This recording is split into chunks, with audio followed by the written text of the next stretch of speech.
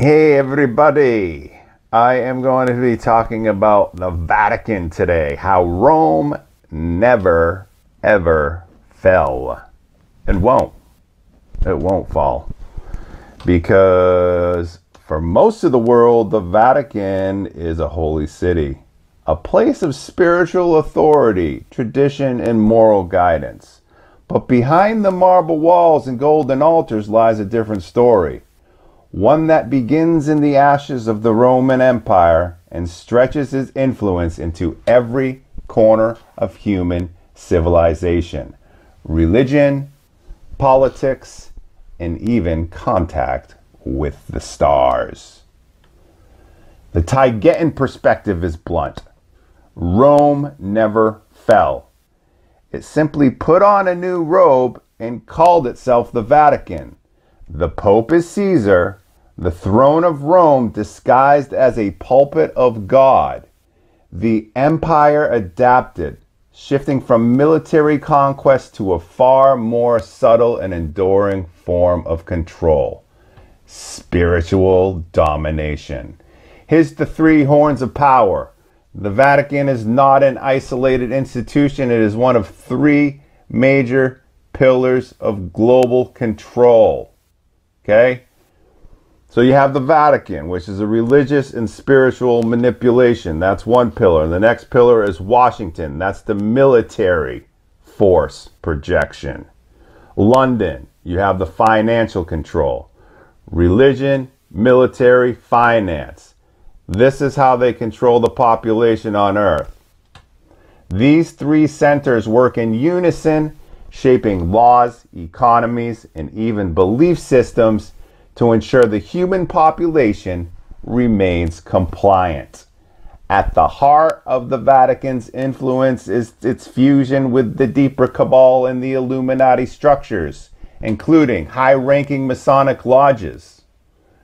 The Jesuits are not a religious order in the traditional sense, but they are the Illuminati in clerical robes. The Vatican has never been content to merely guide faith. It has engineered it. From its perspective, religion is a tool to shape perception.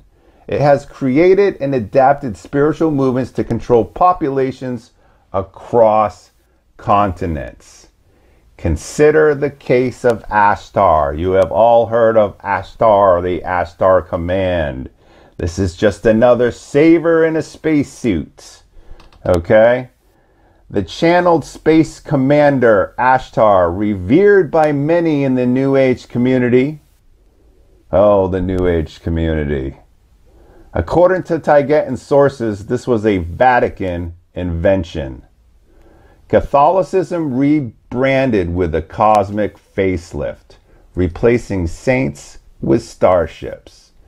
The message is warm, it's friendly, and completely disempowering. A subtle way to lead believers back into the same hierarchical structure, only dressed in interstellar robes. Even core doctrines have been rewritten for control. Reincarnation was an accepted teaching in the early church from 1850 to 900 AD. That's right. Reincarnation was an accepted teaching. Then it was deliberately erased. Why? Because the exploited masses, seeing no hope in their current lives, were committing suicide in large numbers. Comforted by the belief that they would simply start again in another life, removing reincarnation introduced a new fear. One life, one judgment, eternity at stake. It kept the people obedient no matter their suffering. Think about that for the moment. Okay? Also, the Vatican is rewriting history. It's not just a religious institution. It's a hysterical editor. Did you know that they added 300 phantom years to the Gregorian calendar jumping from 700 to 1000 AD to secure land claims and political advantages. It has ordered the burning of countless texts, but the originals were not destroyed.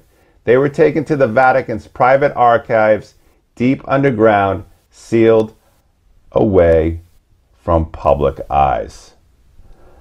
The Library of Alexandria, Druidic scrolls, forbidden Gnostic writings, pre-Celtic histories, Celtic histories, even records from Atlantis and Lemuria, all removed from circulation and hidden because they contradict the Vatican's authorized history. Beneath the Vatican lie high-tech vaults. This is no medieval library. I'm sure there's a laboratory down there too. These subterranean chambers hold artifacts of non-human origin, advanced technology from other worlds, and relics from ancient civilizations. Items like Tutankhamun's extraterrestrial metal dagger, Atlantean devices, and possibly even stellar data banks are kept from public access. Some speak of the chronovisor, a time viewing device allegedly built with the help of figures like Enrico Fermi and Werner von Braun. Taigetan sources doubt its reality, suggesting it may be a controlled myth to shape public imagination, but whether it exists or not, the Vatican's vaults contain enough to rewrite everything humanity believes about itself.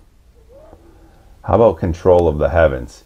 Even the stars are filtered through Vatican eyes.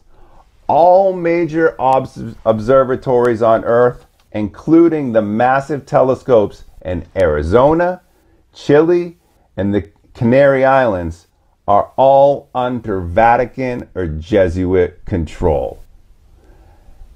Yes, astronomical discoveries, planetary data, and possible extraterrestrial evidence are monitored and released only in ways that serve the narrative.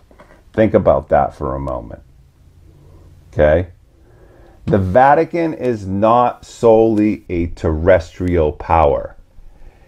It has been described as a point of contact between human elites and certain off-world factions, some within the Galactic Federation hierarchy, others entirely regressive. It acts as an intermediary, deciding what the masses may know and preparing the world for controlled forms of disclosure that maintain the same power structures. From Rome to the Vatican, from the Inquisition to the New Age movement, from the burning of libraries to the control of telescopes, the pattern is the same. Control what people believe about the past, shape what they expect in the future, and filter what they see in the present. The Vatican's true strength is not in armies or wealth, although it has both. But it is in its monopoly over the human mind and the human story. And as long as it holds the key to humanity's history, spirituality, and even in the skies above, the Empire of Rome remains unbroken. I hope this wasn't too much of a buzzkill, but you know, the truth is the truth. And that's what I'm here to give you. So my job is done. Everybody have a great night. I love you all. Thank you for your support.